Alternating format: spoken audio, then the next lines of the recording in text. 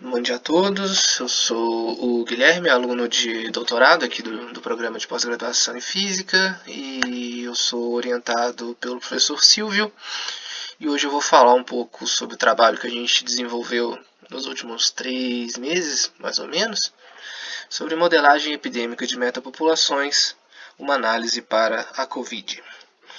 Bem, essa apresentação ela vai estar estruturada dessa maneira. Eu vou começar fazendo uma introdução sobre a Covid e alguns conceitos, falar um pouco da metodologia utilizada e de como a gente fez a modelagem da Covid nesse trabalho, apresentar alguns resultados e discussões e, por fim, algumas perspectivas e conclusões. Ok. Antes de começar, eu só queria comentar que esse trabalho ele já tem um artigo sobre ele em fase de pré-print.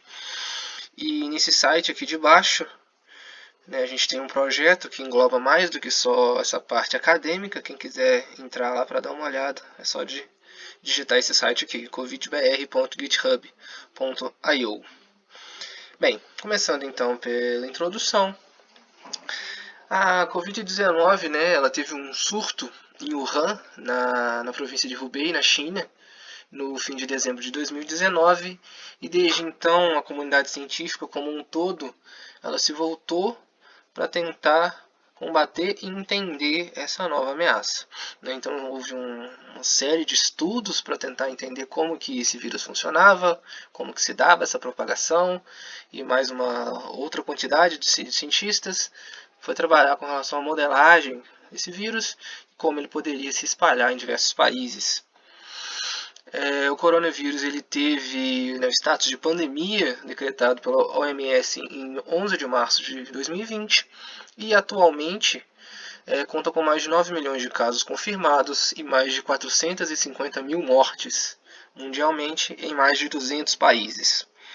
Em particular no Brasil, que é o que interessa para a gente aqui agora, a gente teve o primeiro caso confirmado em 25 de fevereiro de 2020, em São Paulo, se eu não me engano, foi uma pessoa que tinha voltado de viagem da Itália, e em 19 de junho a gente bateu a marca de 1 milhão de infectados, com aproximadamente 50 mil mortos. Okay? Aqui na direita a gente tem um gráfico que mostra o total de casos confirmados para o Covid-19, numa escala logarítmica no eixo X. Bem, a gente pode estudar também a questão dos municípios, como que a epidemia ela se propaga pelos diferentes municípios do Brasil. E, se eu não me engano, 2 ou 3 dias atrás, esse mapa aqui foi retirado do site do Wesley, que faz um trabalho muito bacana agregando todos os dados de diferentes secretarias e montando esses mapas aqui. A gente tem que aproximadamente 90% dos municípios, quase 5 mil municípios já tinham pelo menos um caso confirmado, e aí mais ou menos 45% dos municípios já tinham pelo menos um óbito. Okay? E aí a gente vê mais ou menos a distribuição espacial desses casos e dos óbitos. Quem quiser olhar com mais detalhes é só entrar lá no site do Wesley, eu vou passar a referência depois. Bem, parando para falar um pouco sobre os modelos compartimentais de forma geral, que eles são muito utilizados para modelar epidemias, mas não somente, eles não se restringem a epidemias. Basicamente o que a gente faz é definir os estágios da epidemia, Então eu vou dar nomes, eu vou dar rótulos para os estágios da epidemia, que vão corresponder a diferentes dinâmicas dentro da evolução temporal da doença.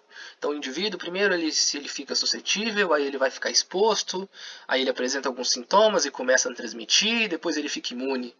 Então cada um desses estágios eu vou criar um compartimento para esses estágios, e eu tenho que definir também as transições entre esses estágios, entre esses compartimentos, como que se dá essas transições. Então, nesse modelinho simples aqui na esquerda, eu teria 3 compartimentos para um modelo fictício aqui, onde eu tenho um indivíduo suscetível, ele vai ficar infectado e depois ele vai ficar imune. Ok? Então, E as caixinhas seriam os compartimentos e as setas são as transições entre esses diferentes compartimentos. Então, para poder fazer um modelo compartimental de uma epidemia, eu tenho que definir de forma bem clara quais são os compartimentos e quais são as transições ou rotas da epidemia. Aqui embaixo eu listei alguns dos modelos compartimentais que são mais utilizados na literatura, em epidemiologia teórica.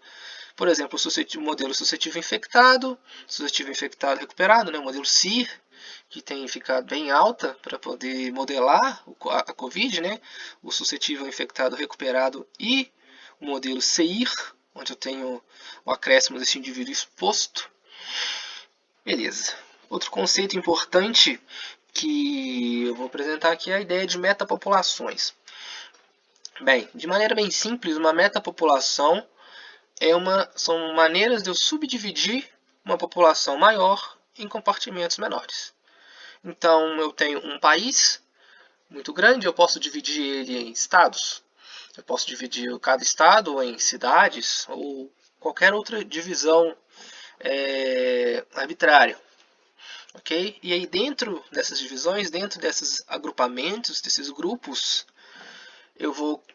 cada um desses grupos vai ter uma população associada, igual aqui embaixo, cada um desses hexágonos vai ser considerado uma metapopulação. E aí, se eu dou um zoom nesses hexágonos, eu tenho uma determinada população aqui de pessoas, e essas pessoas vão interagir entre si, dentro de cada um desses patches, como a gente chama. Além disso, os indivíduos de um determinado patch, desse hexágono aqui, por exemplo, eles podem transitar para outro hexágono.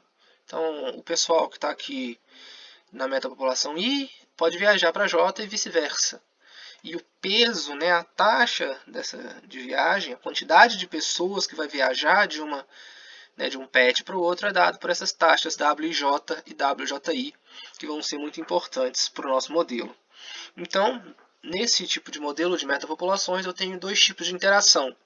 Eu tenho uma interação que ocorre dentro do próprio patch, os indivíduos aqui eles vão interagir entre si, e eu tenho interações onde o indivíduo ele viaja para um outro patch e aí ele vai interagir lá, ok? E depois de um tempo ele volta e aí ele passa a interagir no próprio patch depois. Ok. Como a gente fez um trabalho de modelagem envolvendo dados reais e envolvendo o Brasil como um todo, eu vou falar um pouquinho sobre algumas divisões territoriais e alguns conceitos que a gente acabou aprendendo durante este trabalho. Então, o Brasil ele é dividido em 26 unidades federativas e um distrito federal, os estados, que são bem conhecidos. Agora, esses estados eles têm outras divisões geográficas que são interessantes para a gente poder fazer essas análises. O Brasil é dividido em 133 regiões geográficas intermediárias, que definem basicamente polos de influência dentro de um determinado estado. Então, aqui em Minas Gerais, a gente tem Belo Horizonte e a Grande BH, onde a capital ela vai ter uma influência maior. Eu tenho, por exemplo, a região aqui de Viçosa, que é mais influenciada por Juiz de Fora. Eu tenho a região de Uberlândia, por exemplo, também. Então, eu tenho essas divisões menores, essa espécie de polos de influência. E eu posso definir uma região para cada um desses polos. E são justamente as regiões geográficas intermediárias e as regiões geográficas imediatas, onde eu desço mais o nível e eu vou analisar a influência no entorno de uma determinada cidade. Por exemplo, aqui em Viçosa, Viçosa exerce muita influência em Teixeiras, em Coimbra, por exemplo. Então eu vou fazendo esse mapeamento e defino uma região geográfica imediata. No Brasil a gente tem 510 dessas regiões. E por fim, outra divisão também muito conhecida, que é a divisão de municípios. São 5.570. A gente tem um mapa aqui à direita que mostra todos os municípios do Brasil. E uma coisa que chama a atenção, que motivou esse tipo de trabalho com esse nível de detalhe, a nível de município, é que você tem uma heterogeneidade muito grande nas propriedades, na estrutura e na infraestrutura do Brasil. Por exemplo, existe um município aqui no Pará, que é esse município aqui, que ele é maior do que o Rio de Janeiro inteiro. Então não tem como eu tratar esse tipo de sistema, né, o Brasil, como uma coisa só, porque eu tenho municípios aqui que eu nem consigo enxergar, e eu tenho municípios que são maiores do que outros estados como um todo. Então a gente decidiu fazer esse tipo de análise por conta dessa heterogeneidade, não só espacial, né, nem demográfica, mas também por questões de infraestrutura. Como exemplo aqui, eu peguei mesmo um mapinha de Minas Gerais e montei as regiões às quais Viçosa pertence. Então a gente sabe que Viçosa pertence a Minas Gerais, ela está aqui na região intermediária de Juiz de Fora, e Viçosa tem uma região imediata, né? Ela é um polo de uma determinada região imediata, que inclui Araponga, Cajuri, Canaã, Coimbra, Ervalha, Paula Cândido e outras cidades. Né? Aqui a gente tem algumas divisões dessas regiões intermediárias e regiões imediatas, né? O contorno maior a gente sabe que é Minas Gerais. Eu tenho essas regiões aqui, que seriam as regiões geográficas intermediárias, e cada uma dessas regiões intermediárias eu vou dividir em regiões imediatas, que são essas linhas com preto mais claro, mais fino. As regiões geográficas intermediárias são esse preto mais escuro, e as regiões imediatas esse preto mais claro. No branco aqui a gente tem também os municípios, para mostrar como que eu consigo ir agregando diferentes municípios para formar essas regiões. Isso vai ser muito importante para a gente no futuro. Certo, falar um pouquinho da metodologia, né, e do modelo que a gente utilizou. Primeiro, como eu comentei, a gente fez um modelo, a gente trabalhou com um modelo compartimental. Então eu preciso definir bem claramente quais são os compartimentos que a gente utilizou e quais que são as transições entre eles. Bem, não é novidade hoje em dia que uma das principais características da Covid-19 é a questão da transmissão por pessoas que são assintomáticas ou pré-sintomáticas. A gente acabou nomeando isso daqui de forma um pouco errônea, né, ao chamar o indivíduo de assintomático, mas na verdade a gente, né, o mais importante nesse caso são os indivíduos pré-sintomáticos, ok? Então a gente tem 6 caixinhas nesse caso, 6 compartimentos. O compartimento suscetível, que é a grande maioria da população, a princípio, que não teve contato com o vírus, né, que está saudável. Eu tenho os indivíduos expostos, que já foram expostos ao vírus, mas eles ainda não estão transmitindo. Passa-se um determinado tempo, esse indivíduo exposto ele se torna assintomático ou pré-assintomático, no nosso caso, onde o indivíduo não apresenta sintomas. Então, a princípio, ele leva a vida dele normal e ele pode transmitir o vírus para outras pessoas. Depois de um determinado tempo, ele pode se tornar um indivíduo não confirmado, né? Ele é um sintomático não confirmado, e esse sintomático não confirmado ele pode se tornar recuperado, né? Onde ele já não está transmitindo mais, ou eu posso fazer um teste e colocar ele como um indivíduo confirmado.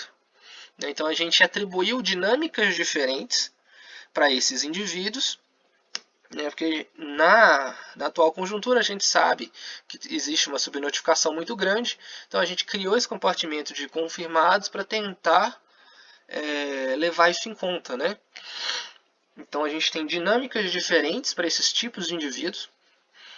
No caso, o indivíduo confirmado, como ele está confirmado com Covid, a gente assume que ele tem contato com os vizinhos, contato com as pessoas, um contato reduzido com seus vizinhos. O infectado não confirmado, se ele está expressando sintomas, a gente considera que ele não viaja entre diferentes pets. E o assintomático, a princípio, leva a vida dele normalmente. Agora, a gente tem 2 transições aqui que são importantes de serem comentadas, que é a transição relativa ao beta-R, que seriam as pessoas verdadeiramente assintomáticas, que elas não passam por um estágio de infecção não confirmada. Então a gente resolveu colocar essa transição para levar isso em conta. E apesar da gente ter uma transição relativa do assintomático para o confirmado, como gente, né, principalmente quando esse trabalho estava começando a ser desenvolvido, né, o Brasil ele não tinha uma política de testagem muito eficiente e nem muito ampla, né, testando praticamente quem estava com sintoma. Então, apesar dessa transição existir no modelo, a gente chamou essa taxa beta-C igual a zero. Ok? E outro ponto importante no modelo é como um suscetível se torna exposto. O suscetível ele vai virar exposto se ele tiver contato, se ele entrar em contato com um indivíduo que é assintomático, não confirmado ou confirmado. Cada um desses indivíduos tem uma taxa de infecção que vai ser diferente, né? Vai ser própria do compartimento, e vai ser assim que é a dinâmica de infecção. Suscetível em contato com o A, com o U ou com o C, ele vem a se tornar um exposto. E todas essas outras transições elas são espontâneas. Então, em média, depois de determinado intervalo de tempo, o indivíduo E vai virar A, o indivíduo A vai virar U ou C, e aí o indivíduo U vira R, no caso, ok? Beleza, a gente passa então para a estrutura de mobilidade do nosso modelo. Como eu comentei mais cedo, a ideia de metapopulações, né, eu divido o país em agrupamentos, em populações. No nosso caso, a gente utilizou como menor unidade os municípios. Então, eu vou ter 5.500 no caso, 5.565 municípios, porque os dados que a gente tinha disponível não tinham esses 5 municípios que são mais recentes. Se eu não me engano, eles foram criados em 2017 ou 2018.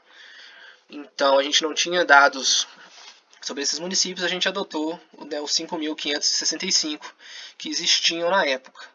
Então, eu tenho todos esses municípios, né, formando o Brasil, e eu tenho que calcular, né, eu tenho que ter uma ideia de qual é a taxa, né, o fluxo de pessoas entre esses municípios.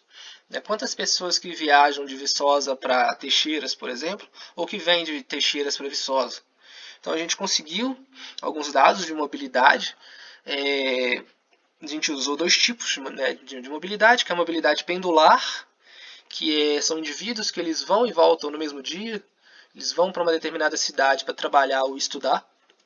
Então tem muitas pessoas de Teixeiras, de Coimbra, que estudam na UFV, e eles vêm e voltam de ônibus todos os dias. Então é esse tipo de mobilidade que a gente está capturando com esses dados de mobilidade pendular, e eles foram obtidos do Censo Demográfico de 2010 do IBGE, que possivelmente já apresenta alguma defasagem, mas são os dados mais recentes que a gente tinha acesso a princípio. E a gente também levou em consideração a malha aérea do Brasil, né, utilizando o número de voos e a quantidade de passageiros entre os aeroportos, para poder acrescentar ao modelo, e a gente obteve isso pelos dados da ANAC, que são dados públicos e são bem mais recentes, no caso de 2019. Aqui à direita a gente tem uma figura que ilustra todas as rotas de mobilidade que eu tenho, todas as conexões entre duas cidades. E uma coisa que já deixa bem claro para a gente é que o sul e o sudeste, né, que seriam mais ou menos essa região aqui, ó, elas são altamente conectadas. São Paulo, você quase não tem nenhum espaço em preto, o que quer dizer que as cidades elas são altamente conectadas e possivelmente esses dados eles são representativos. Agora, na região norte, principalmente, norte e centro-oeste, a gente tem poucas linhas, né? Talvez por uma questão de fato existirem poucos municípios, então você não tem uma densidade de municípios tão grande, mas esse tipo de mobilidade que a gente utilizou também, ele não captura uma característica essencial principalmente do norte, que é a mobilidade pluvial.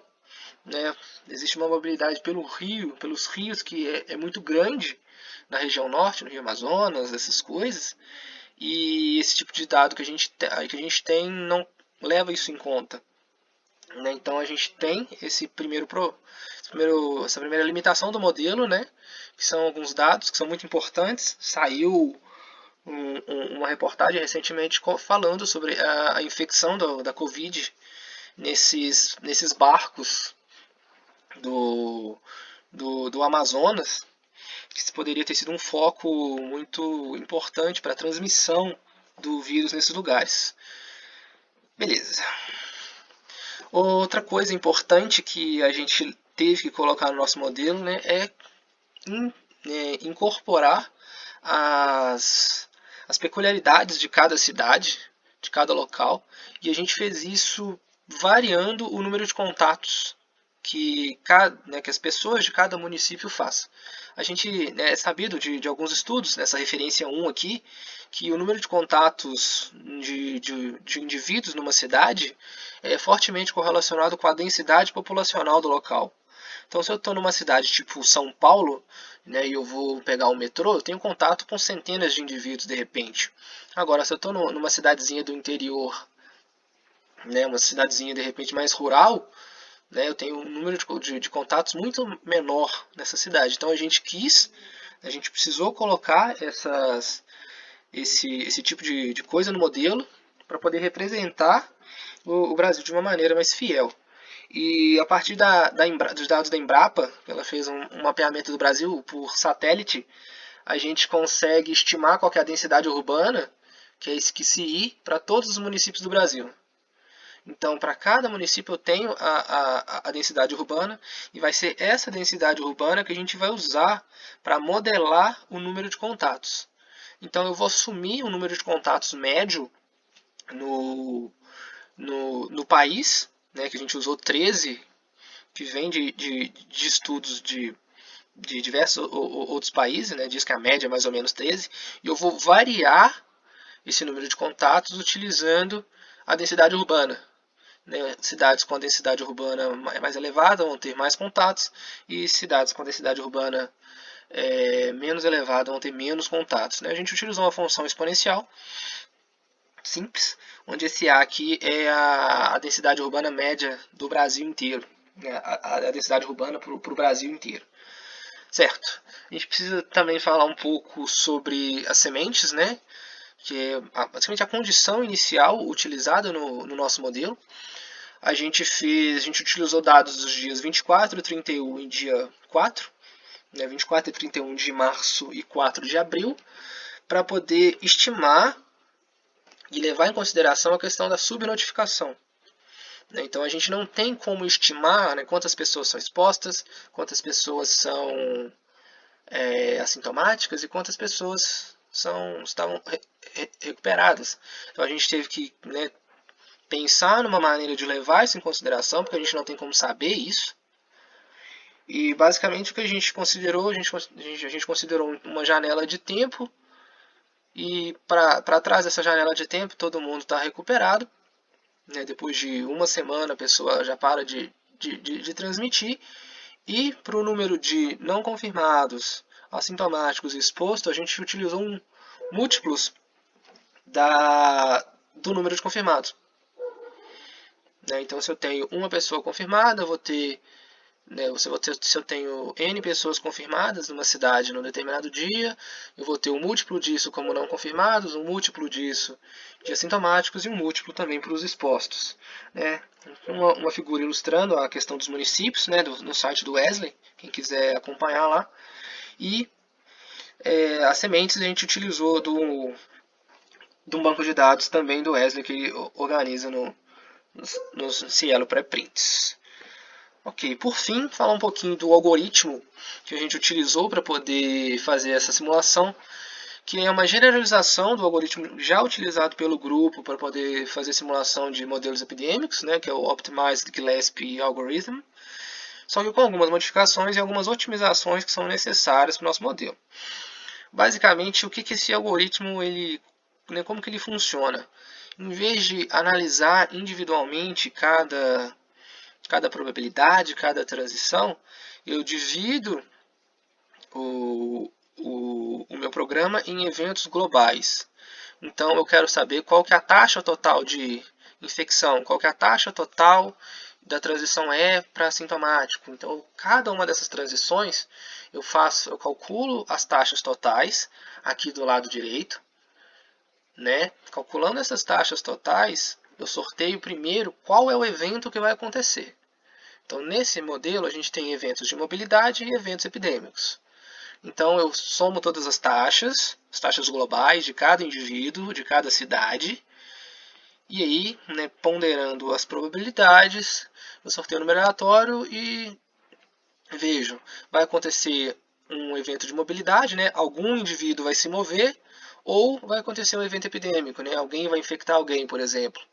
Uma vez definido se é uma mobilidade ou se é um evento de epidemia, existem outras perguntas que eu tenho que responder. No caso de mobilidade, né, de onde que a pessoa vai partir, para onde ela vai e quem que vai se mover. Então eu tenho taxas para cada uma dessas perguntas, para responder cada uma dessas perguntas.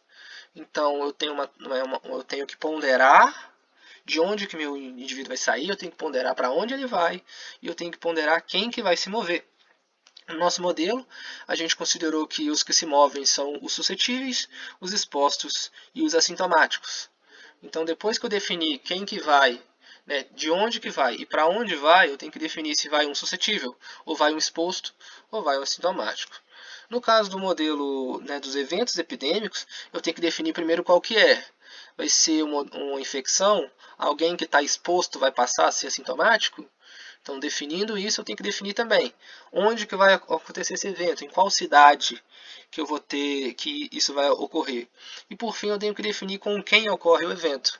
Não necessariamente a pessoa em si que vai acontecer, eu não preciso saber exatamente quem que vai sofrer essa transição, mas eu preciso saber se essa pessoa ela é nativa da cidade que eu escolhi ou se ela está visitando essa cidade.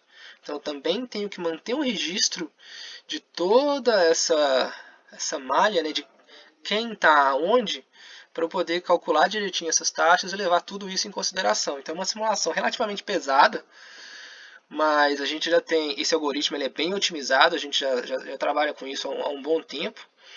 Então, para, né, modelar todos os municípios do país, a gente consegue fazer simulações de 3 ou 4 anos de epidemia em 5 ou 6 horas. Então é uma simulação pesada, mas ainda é fazível. Bem, breves comentários sobre os cenários, né? Como que a gente vai estudar os cenários? Lembrando que isso aqui não é necessariamente para poder prever o que está acontecendo agora, mas a gente estudou alguns cenários e verificou, né, como que as coisas acontecem nesses cenários. Basicamente, a gente trabalha nos cenários mexendo em dois parâmetros. Um parâmetro de mobilidade, que é o M, e o K, que é um parâmetro de contato. Então, cada cidade ela tem um K diferente. Ela tem um número de contatos médio diferente. E cada aresta entre duas cidades vai ter um fluxo de pessoas também que depende dessa aresta, IJ. Então, eu vou mexer no número de contatos médio e no fluxo de pessoas entre as cidades, a partir desses parâmetros M e K. A gente considerou três cenários, no caso, um cenário sem mitigação, onde M e K são zero, ou seja, o KI e o WJ eles são exatamente os números que a gente utilizou dos dados reais. Um cenário de mitigação fraca, onde eu tenho o contato reduzido por 30% e o WJ por 40%. Um cenário de mitigação moderada, onde os contatos são reduzidos por 80%, né, os contatos são reduzidos por 50% e a mobilidade é reduzida por 80%. Aqui em cima eu falei errado. Os contatos são reduzidos por 40% e a mobilidade de 30%. Eu vou adiantar um pouco com relação ao comentário dos parâmetros, mas a gente utilizou parâmetros, né, que já foram estimados em trabalhos anteriores, e a gente tem alguns parâmetros livres que a gente utilizou para calibrar o modelo, né, como por exemplo o balanço entre essas duas taxas. A gente sabe que as duas taxas são aproximadamente 5,2 dias, mas definir exatamente quem é MA e quem é beta-U, a gente não tem. Então a gente utilizou um balanço entre essas duas taxas para poder calibrar propagação da epidemia nos primeiros momentos do Brasil.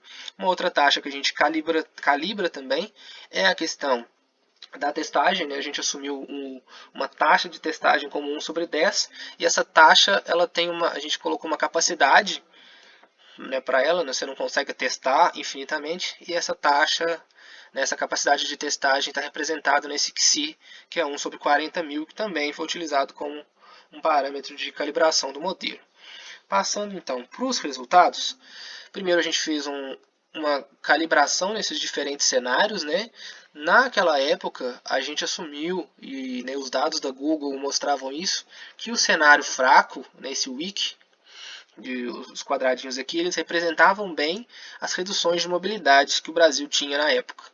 Então a gente calibrou esse modelo para poder reproduzir a curva, mais ou menos, né, numa janela de tempo de 21 dias, aqui no caso o número de casos confirmados, e a gente estudou também os outros dois tipos de mitigação, né, mitigação moderada e mitigação fraca, e sem mitigação, para poder, né, comparar esses cenários.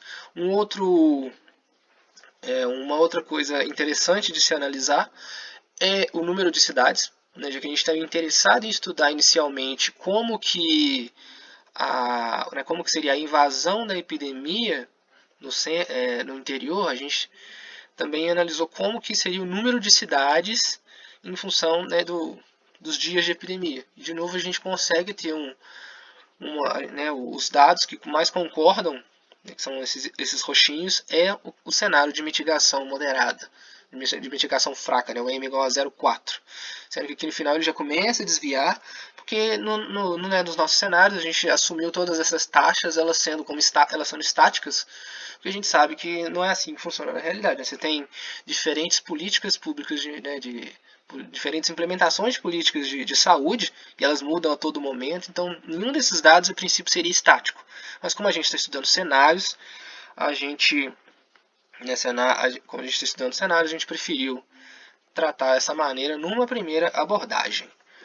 E aqui a gente tem o número de cidades com casos confirmados para todos os estados do país, e a gente consegue ver um fenômeno interessante, né? Considerando os três cenários, né? O vermelho seria sem mitigação, o verde com mitigação fraca e o azul com mitigação moderada, a gente pode ver que existem alguns estados que a curva que descreve esses estados são, né, diferentes cenários, descrevem diferentes estados. Por exemplo, aqui no Amazonas a curva, né, o cenário sem mitigação descreve muito bem o número de cidades com o caso confirmado. Agora, se eu passar, por exemplo, para o caso do Maranhão, no Maranhão o cenário fraco, o cenário de mitigação fraco já descreve o número de cidades muito melhor.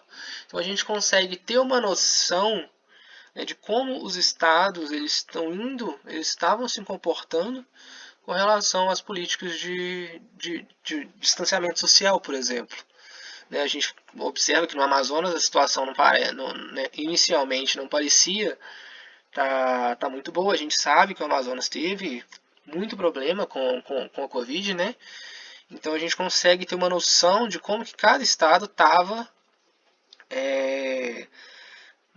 como que estava cada estado em relação à epidemia, né? Em relação a essas restrições de isolamento social e de redução de mobilidade. Bem, passando então para a segunda parte, a gente fez uma análise em múltiplas escalas geográficas, porque é aqui que está a mensagem principal do trabalho, né? Começando então, a gente estudou principalmente o cenário de mitigação fraca.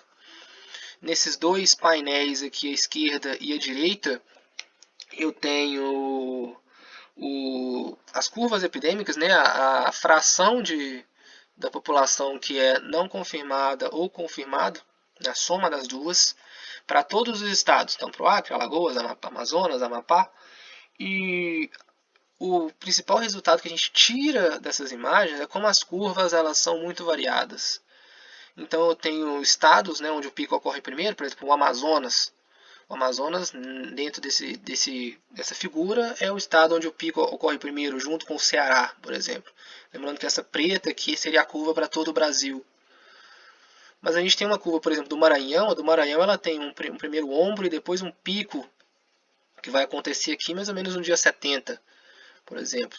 Nessa figura B, a gente tem o resto dos estados e a gente tem um comportamento parecido. Eu tenho, por exemplo, São Paulo em azul, que seria o primeiro pico desse grupo, mas eu tenho comportamentos como Piauí, que tem um primeiro pico bem baixinho, um primeiro pico proeminente, depois um ombrinho.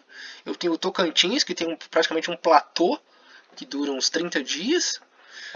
Então, essa variabilidade nos picos, essa diferença nos picos, fez a gente se interessar em estudar como que essas diferenças elas se mostram nessas diferentes escalas geográficas que eu comentei para vocês mais cedo. Então, a gente pegou como representativo o estado de Minas Gerais, né? E a gente analisou todas as regiões intermediárias do estado de Minas Gerais. E a gente observa o mesmo comportamento.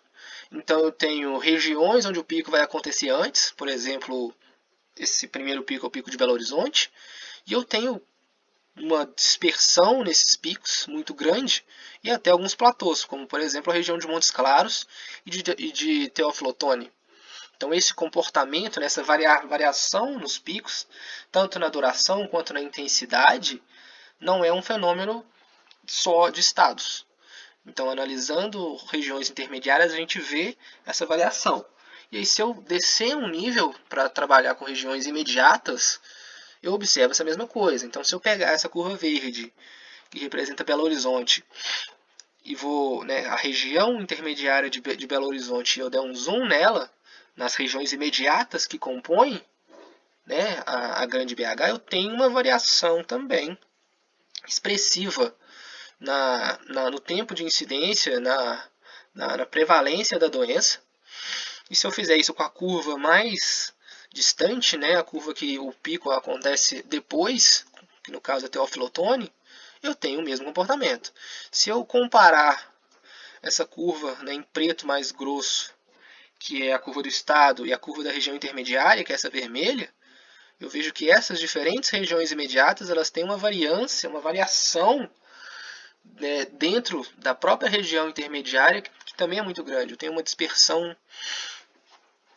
expressiva nesse caso. Se eu descer um pouco mais, se eu descer para o último nível, que é o nível de município, eu vejo que mesmo municípios que estão relativamente próximos, como municípios da grande BH, eu ainda tenho uma dispersão razoável nos picos, nos tempos de incidência da doença, nos picos e na intensidade desses picos. Isso ocorre para todas as regiões que a gente estudou, em maior ou menor grau. Okay, eu vou avançar e pular a parte do Ceará, mas esse tipo de resultado ele ocorre em todos os estados que a gente analisou. Ele não é esse resultado não é uma coisa exclusiva de Minas Gerais. Como vocês podem ver nesse gráfico um pouco mais simplificado, onde eu tenho todos os estados, que são, e a curva para os estados é representada por essas curvas pretas, e essas curvas sombreadas são as regiões intermediárias desses estados. Então eu observo essa dispersão em praticamente todos os estados. No Amazonas eu tenho uma grande dispersão, no Maranhão eu também vou ter uma dispersão bem grande, até mesmo São Paulo, São Paulo com uma dispersão um pouco menor, mas no fim ainda tem uma dispersão. E isso também não é característico só do cenário de mitigação fraca. Se eu comparar com o cenário sem mitigação, eu também tenho uma dispersão. Mas ela é menor, como a gente pode ver. Por exemplo, o Amazonas aqui, eu tinha uma dispersão bem maior, e agora os picos eles estão um pouco mais agrupados, mas ainda existe uma dispersão. Então, o que a gente pode concluir dessas análises é que essas estratégias de contenção, de mitigação, elas têm efeitos diferentes em todas as escalas. Então as estratégias elas não funcionam de forma uniforme. Uma mesma estratégia aplicada em São Paulo e aplicada no Amazonas, elas vão ter resultados bem diferentes. Então essa é uma primeira discussão que a gente pode fazer. Agora, por fim, a gente trabalhou um pouco tentando estudar a interiorização da Covid, como que a Covid ela sai dos principais centros espalhadores, que geralmente são as capitais, e como que ela avança para dentro do país. A gente tem um time-lapse aqui de algumas figuras, né, começando do 1º de abril e com, né, intervalos de 3 semanas. Também para o cenário de mitigação fraca, mas a gente tem equivalentes para os outros cenários. E a gente consegue ver claramente que a epidemia ela se propaga como uma onda. Então eu tenho diversos centros espalhadores, né, que são essas regiões com intensidade maior, né, quanto mais próximo do vermelho, maior é a incidência epidêmica no município. Então aqui em abril a gente começa a ver algumas regiões vermelhas, no meio de maio grande parte da região sudeste aqui já está tomada, e essa onda ela vai se propagando, principalmente aqui do litoral, e ela vem em direção ao interior. Né? Sendo que mais ou menos em junho, no final de junho, as coisas começariam a ficar um pouco mais leves. Né? Eu posso ver aqui que São Paulo já começa a ter algumas regiões mais claras, e no meio de julho, né, a costa começa a ficar um pouco livre da doença e a epidemia vai andando para o interior. Né? Sendo que no finalzinho de agosto a gente teria uma São Paulo, no sul de Minas aqui, bem mais tranquilo com relação à incidência epidêmica, mas eu teria o centro do país ainda com uma incidência muito forte da epidemia.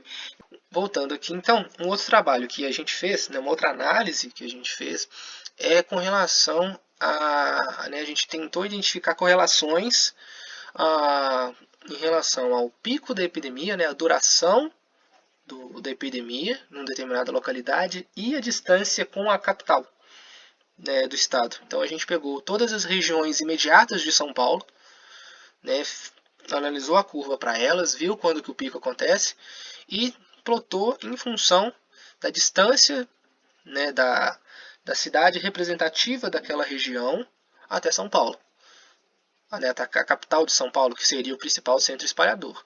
E a gente conseguiu, né, tirar diferentes informações. Por exemplo, para o estado de São Paulo, né, o tempo do pico é altamente correlacionado com a distância até a capital. Como se de fato eu tivesse uma frente de onda que se propaga da capital para o interior. Em Minas Gerais a gente encontra uma correlação um pouco mais fraca, né, porque Minas Gerais a gente sabe que ela é influenciada por diferentes regiões.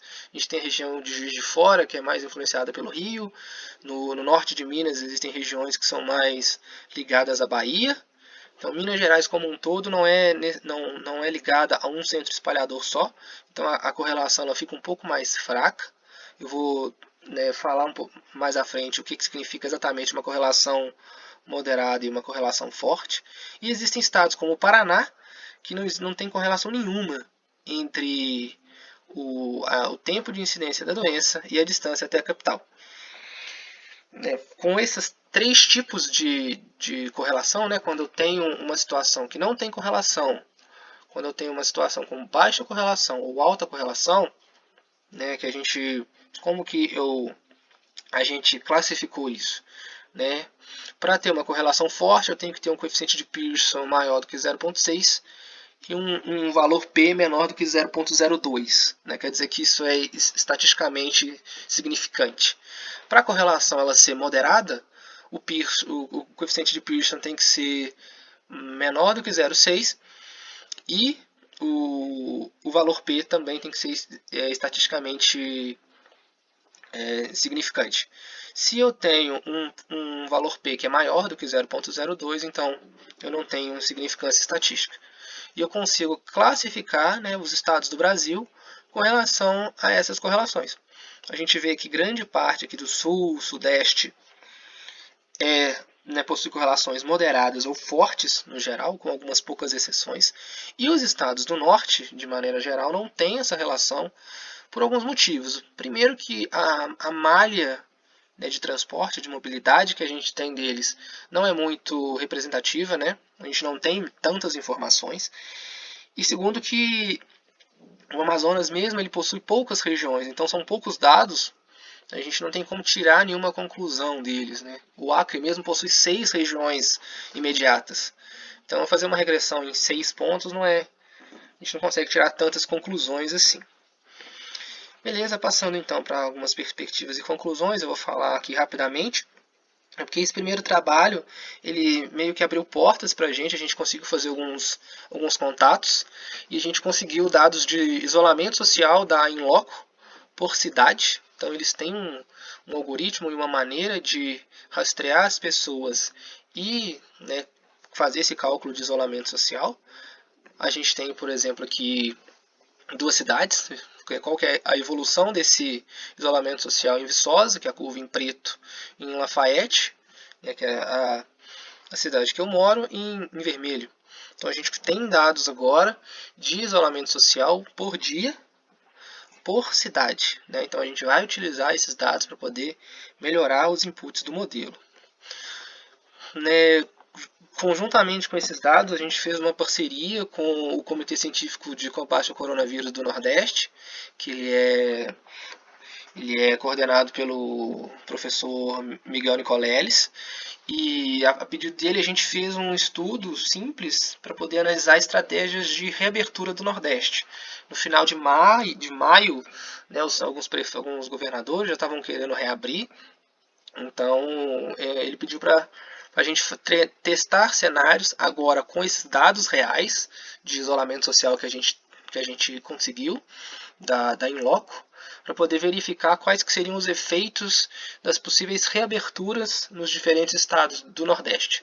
Aqui eu coloquei 8 só por conta, né, da aparência da apresentação, mas, né, o Nordeste são 9 estados, e a gente pode ver, né, que se houvesse uma flexibilização dia 15 de julho, por exemplo, eu teria, né, a chamada, não sei se a gente pode chamar de segunda onda, porque o pico ainda não teria acontecido em praticamente nenhum local, então seria desastroso a flexibilização nessa data, né, com os dados que a gente tem, comparando as curvas preta e vermelha.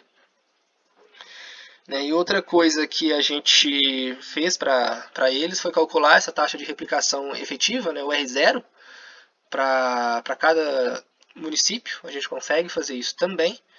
Eu tinha um vídeo para mostrar aqui, mas o tempo já está relativamente curto. Mas a gente consegue fazer um comparativo dos estados do Nordeste, né, de como que essa taxa de replicação varia por dia e qual que seria o efeito se houvesse essa liberação dia 15 de julho. A gente pode ver aqui, né, pelas figuras, quanto mais próximo do vermelho, né, maior é o número reprodutivo, ou seja, pior é a situação.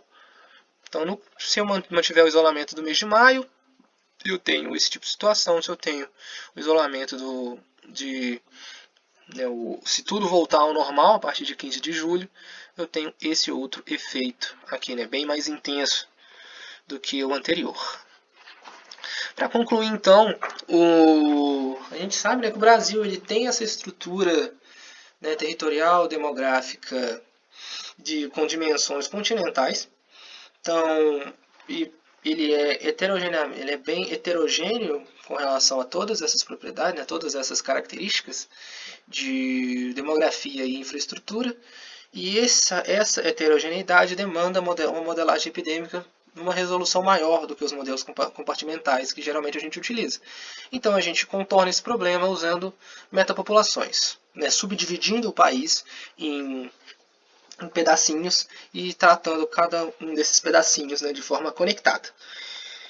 E a principal mensagem que a gente deixa desse trabalho, né, é que quando a gente analisa esses cenários de mitigação, a gente identifica uma heterogeneidade muito grande e uma desincronização das curvas epidêmicas. Então eu tenho, enquanto, né, algumas cidades, alguns estados, né, já passaram pelo pico, eu tenho outros que ainda estão subindo. Então eu tenho uma desincronização dessas curvas, e essa desincronização depende da rigidez dos cenários. Então se eu tenho um cenário mais restrito, né, com uma mitigação mais forte, essa desincronização ela é muito maior. E a gente observou essas diferenças em múltiplas escalas geográficas. Então, se eu comparo estados diferentes, eu tenho diferentes comportamentos. Se eu analiso regiões intermediárias, eu tenho diferentes comportamentos. Até a escala de cidade também, cada cidade vai ter um comportamento diferente. Certo? Além disso, né, uma outra coisa que a gente encontrou foi uma correlação entre o atraso da epidemia no interior, né, em particular nas regiões imediatas, e a distância às capitais. dos respectivos estados. Isso para a maioria dos estados onde a gente tem uma malha de mobilidade que é muito bem conectada, né? No caso, região norte, região sul e região nordeste do Brasil. Então, quando a gente analisa tudo isso em termos, né, na conjuntura total da situação, a gente vê que essas estratégias de mitigação que são uniformes, elas não são uma estratégia porque cada localidade ela vai passar por uma situação diferente. Então, se eu tratar todas elas da mesma maneira, eu vou ter cidades que se fecharam antes, né, porque todo mundo fechou ao mesmo tempo, só que a epidemia não estava lá antes. Então essa cidade, né, para poder controlar a epidemia de forma efetiva, ela vai ter que ficar fechada durante um tempo maior. Então enquanto as cidades, né, maiores, como São Paulo ou Rio de Janeiro, né, que já estão passando pelo pior por agora, né, a partir do momento que a situação estiver um pouco mais controlada lá, eles começarem a reabrir, né, cidades menores, como por exemplo Viçosa, a situação vai estar começando a ficar muito complicada nesse momento. Então, como, né, se todo mundo fecha ao mesmo tempo, né, as cidades menores elas vão acabar tendo que ficar mais tempo fechadas. Isso pode ser extremamente prejudicial, né, para o funcionamento da própria cidade. Então, né, quando pensa assim, em estratégias para poder mitigar, né, a Covid, elas têm que ser simultaneamente engenhadas de acordo com as necessidades do próprio município. Então, não tem que ser uma coisa uniforme, né? Eu tenho que analisar a minha situação, mas eu também não posso deixar essa minha estratégia desvinculada do todo, né? Porque a gente tem todas as questões de mobilidade. Então, se uma cidade como Viçosa ela adota uma estratégia muito rígida, mas as cidades do entorno não adotam, né? Uma hora a pressão epidêmica que essas cidades vão fazer em Viçosa, né, vai fazer a situação ficar muito complicada aqui também. Então é uma situação que tem que ser engenhada de acordo com, né, com as necessidades da cidade, mas elas têm que ser interconectadas entre si, tem que ser dialogado entre si, né, as diferentes cidades, para evitar esse tipo de problema. Okay? E esses diferentes comportamentos, além disso, eles podem ser utilizados para poder auxiliar nessa alocação dos recursos. Então, se eu imaginar que São Paulo, por exemplo, vai passar pela epidemia mais cedo, né, as cidades do entorno elas podem se aproveitar disso, né, porque quando o pico tiver passado em São Paulo e algumas cidades ainda estiverem com casos em ascensão, né, você consegue desafogar os sistemas de saúde dessas cidades na capital, onde a princípio a epidemia já está controlada. Então dá para utilizar essa desincronização nesses diferentes comportamentos a favor, né, dessas políticas de alocação de recursos. Bom, para terminar, eu queria agradecer a presença de vocês e algumas pessoas que foram fundamentais, né, para esse trabalho. O nosso colaborador Wesley Cota, que está lá na Espanha fazendo um doutorado de sanduíche, ele, né, participou ativamente desse trabalho com muitas contribuições. E a outra pessoa é o professor Marcelo Gomes, que é pesquisador da Fiocruz, que nos ajudou com os dados de mobilidade. Bem, por hoje é isso. Muito obrigado pela atenção.